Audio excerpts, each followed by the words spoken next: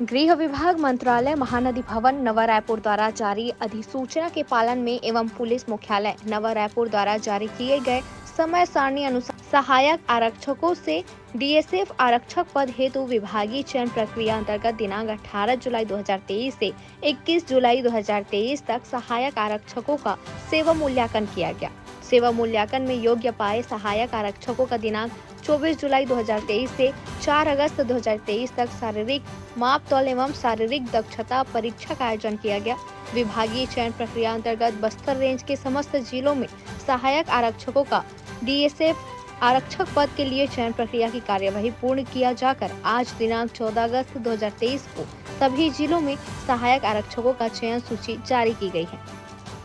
जगदलपुर से विजय पचौरी की रिपोर्ट। बस्तर संभाग की शांति सुरक्षा विकास के लिए सहायक आरक्षक संवर्ग के कैडर द्वारा विगत लगभग 10-12 साल से काफ़ी उत्कृष्ट कार्य करते आ रहे थे, लेकिन उनके लंबा समय से एक मांग थे उन्हें भी आरक्षक के समकक्ष पद पर पदोन्नति देने का। शासन एवं पुलिस मुख्यालय द्वारा इस मांग को ध्यान में रखते हुए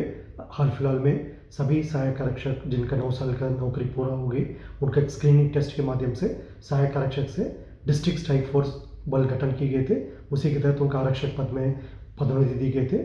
संपूर्ण बस्तर संभाग के अंतर्गत कुल 2298 सहायक आरक्षक को आरक्षक पद पर 1 सितंबर से उन्हें नियुक्ति पत्र देकर उनका आमंत्रण लिया गया। इससे सहायक आरक्षक कैडर के